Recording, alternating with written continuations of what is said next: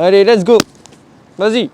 Alors moi c'est Thomas, j'ai 22 ans, alias ZH2.SE sur les réseaux. J'habite en Bretagne et je roule en ZH2. Ce qui s'est passé, c'est que quand j'ai recherché un ZH2, c'était très compliqué déjà d'en trouver un. Il y avait déjà un silencieux Arrow. Et le silencieux Arrow, j'étais pas du tout fan.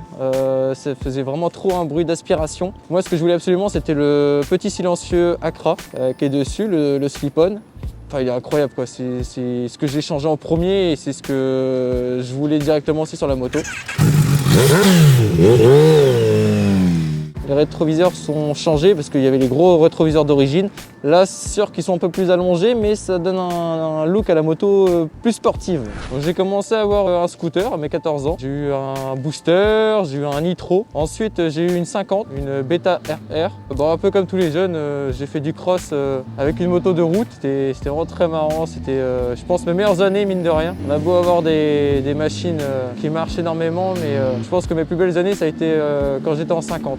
Alors j'ai commencé avec une MT-07, un peu comme tout le monde j'ai envie de dire. Ensuite j'ai changé parce que la MT-07 c'est bien, mais j'ai une préférence pour le 4 cylindres. Et du coup je me suis tourné sur un Z800, Z800E qui était donc bridé. Donc j'ai débridé la moto, j'ai fait un an, quasiment presque un an en étant débridé.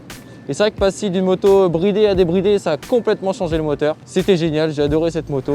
Dans le sentiment de faire de la moto, ce que je préfère, je pense que c'est toutes ces rencontres qu'on fait. La moto, c'est un milieu qui est... Pour rencontrer du monde, c'est très facile. Parce qu'en fait, on partage une passion commune. Et c'est une passion, je pense que les motards sont connus pour ça, on est très solidaires. On peut ne pas aimer l'humain, mais on va aimer ce qu'il va nous raconter. Et ça, c'est génial. Alors moi, quand j'ai commencé la moto, j'étais pas du tout en combi ni rien. Un peu comme tout le monde, bon, j'avais des bottes de moto pour le permis, qui sont toujours celles-là, c'est des Alpine Star, qui sont très bien. C'est des super bottes, je les ai depuis 4 ans quasiment. Ensuite, j'ai investi dans une combinaison Ixon, la Vortex 2. J'ai acheté un RFA12, le Quartararo de chez HJC, qui est vraiment un super casque. Au niveau de l'aérodynamisme, de l'insonorisation, du confort, super casque. En revanche, j'ai eu un problème avec, la platine a cassé, la platine qui se situe au niveau de la visière.